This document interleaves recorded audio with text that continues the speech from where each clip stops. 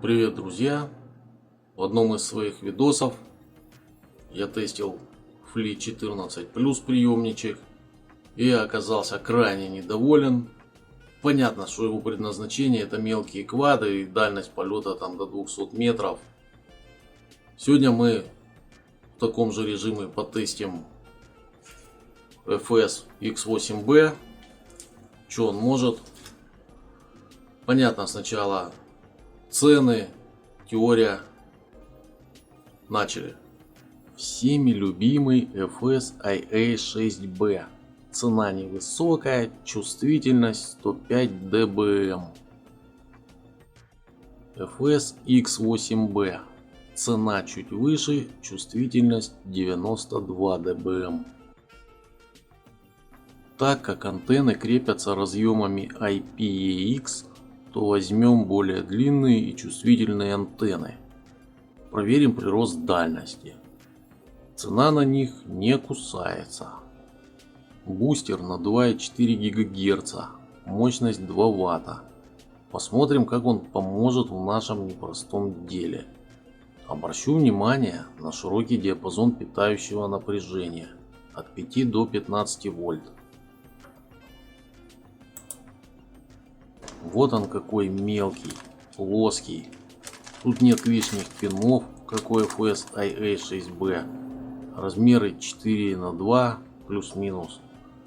Я завернул приемник в термоусадку, однако оставил вырез для установки антенн подлиннее. И, как потом выяснится, получше. Перепробовав кучу разных вариантов расположения и крепления антенн, я остановился на вот таком извращенском решении. Антенны располагаются под углом 90 градусов. И, по моему мнению, для относительно дальних полетов это годное решение. Деревянные шпажки можно засунуть любой длины.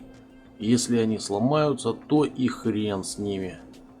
Чтобы уменьшить помехи с видео с курсовой камеры, я откручу мелкий огрызок в виде изогнутой правополяризационной пагоды и наконец-то поставлю высокую антенну.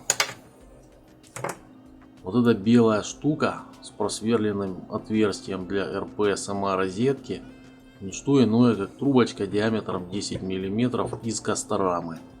При помощи фена от паяльной станции я ее нагрел и придал наблюдаемую сейчас форму. Если же прикрутить напрямую розетку к раме, то получится лажа из-за экранирования.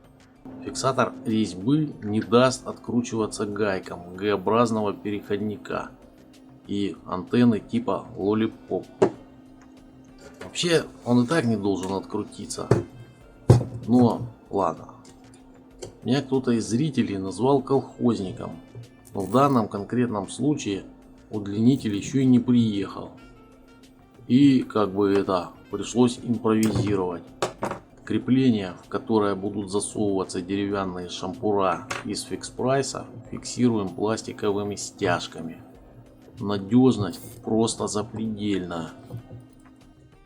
При падении обязательно что-то ломается. Пусть это будут деревянные шпажки.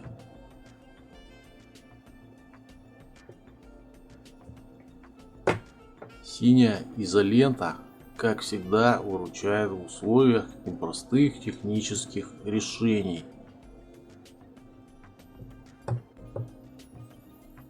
Для монтажа нормальных, как мы потом увидим, антенн, мы вставим шпажки подлиннее. Почему я вообще так внимательно разбираю вопрос крепления антенн? Так это для того, чтобы потом никто не рассказывал, что результаты тестов неверные, потому что не так расположил антенны. Температура, кстати, 0 градусов. И ветер. Жесть. Так, я скручиваю усилитель, предварительно выключив пульт. Ветер жуткий, педы нерегулированные. Квад висит в точке в режиме post-hold. Делаем потерю связи. Включается возврат с посадкой, который есть в iNavi. И он, кстати, вообще порадовал. В бета-флайте такого нет. Зачем убрали? Непонятно. Зрители меня возненавидят, но конкретно в этой части ролика я забыл добавить в ОСД расстояние до точки взлета. Мне пришлось смотреть по GPS эти расстояния. Я точно знаю, кстати, расстояние до объектов тестирования на этом поле. Короче, невелика потеря. Сигнал 70, расстояние 500 метров. Пробую развернуться. Видим, что уровень сигнала нестабилен. И тут резко 0.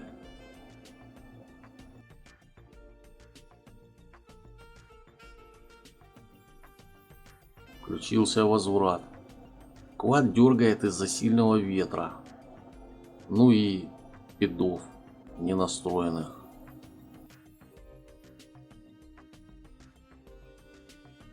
До 450 метров с родными антеннами можно летать свободно. Почему так резко скакал сигнал?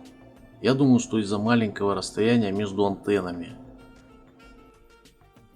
До кругового движения 380 метров.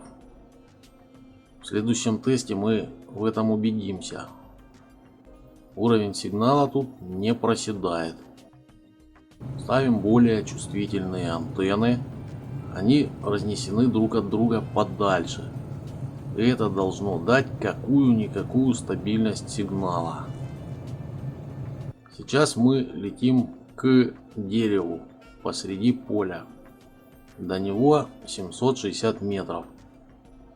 Там мы развернемся и посмотрим на сигнал. Конечно же, качество связи зависит от многих факторов. Например, от содержания металлов в почве, металлоконструкций, источников посторонних сигналов типа радиорелейной связи и так далее. Поле, на котором я летаю, в этом плане один из самых худших вариантов.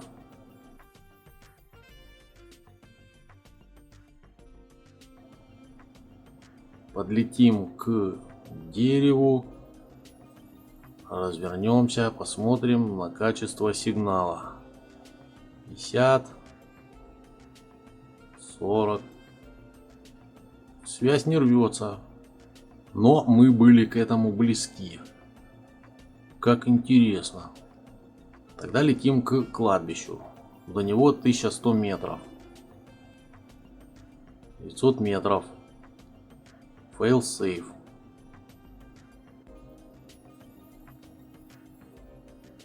— 950 метров, сигнала нет. На каком же расстоянии он появится? — 900 метров. Напомню, что это с длинными антеннами без бустера. Сигнал появился. Перехватываем управление. Оба-на. Снова fail-safe. Оборвало на 850 метров.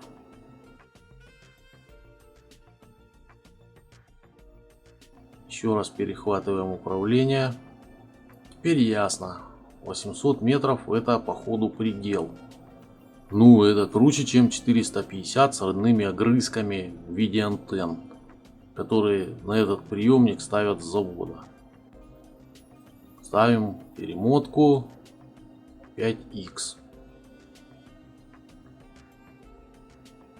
240 метров. Крутанемся и продолжим наши тесты.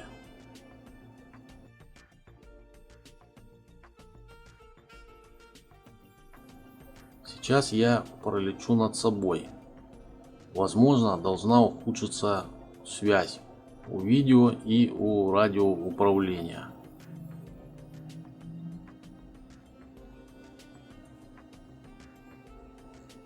Ничего не происходит.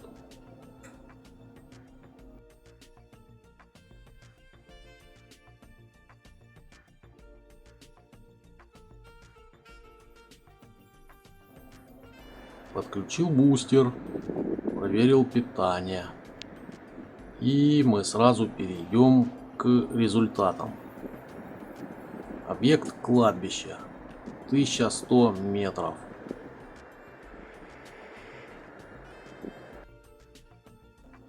Подлетаем. Волшебство усилителя сказывается. Развороты потери сигнала не вызывают.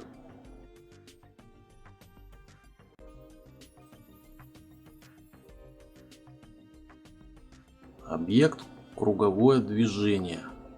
Нет никаких проблем. Как я и говорил ранее, 380 метров до него.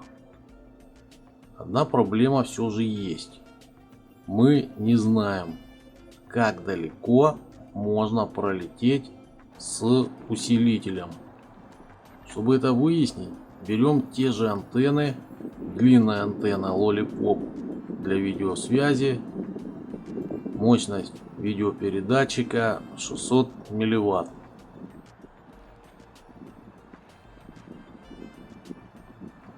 Я молчу, потому что злость, что пришлось ехать еще раз. На самом деле нет. Просто сильный ветер. Звук нормально не запишется. Но начнем.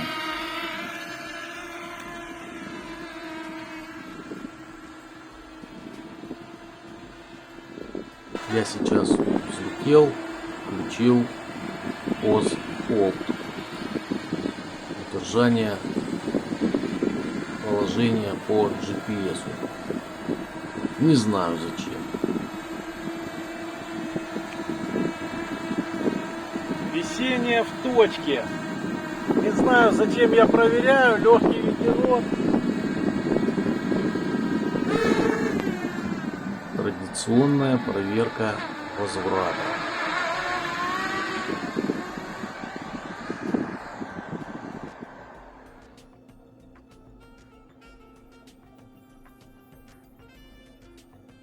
Возврат пашет. Летим как можно дальше. Я добавил пройденный путь под GPS. Ролики дольше 10 минут никто не смотрит, поэтому, скорее всего, я это говорю чисто сам себе. Перемотку буду включать, потому что не все тут интересно. Дерево посреди поля. Ненадолго тормознемся. Сигнал в норме. Летим дальше.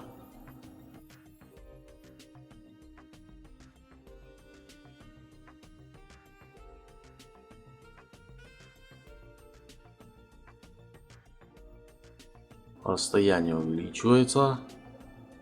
1,5 километра. Попробуем крутануться.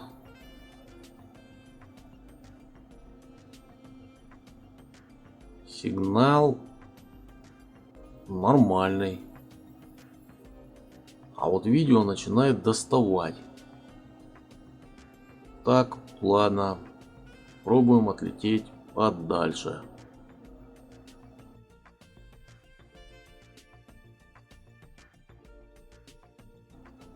Высота 100 метров.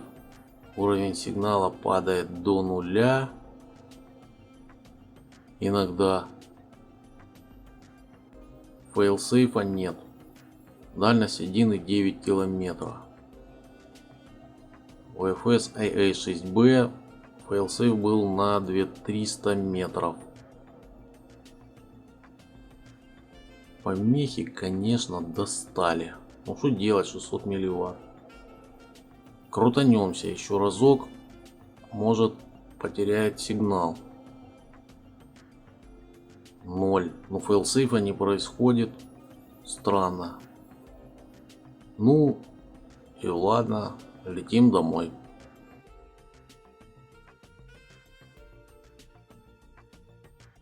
Кстати, снесло ветром. Получается, я описал дугу.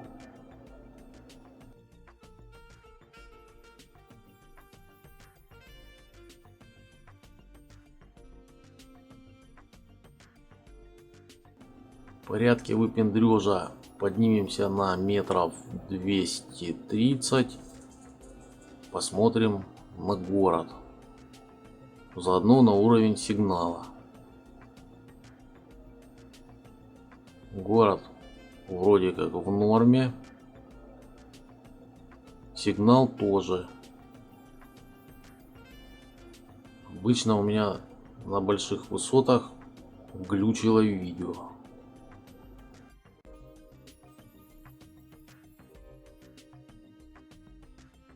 Батарея скоро будет высажена в ноль. В этой ситуации пара неумелых трюков просто неизбежна. Хочется отметить, что общий пробег составил более 5 километров.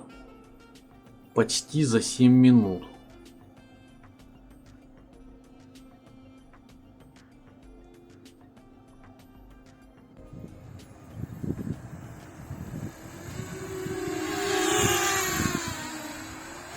Села батарейка, видео глючит.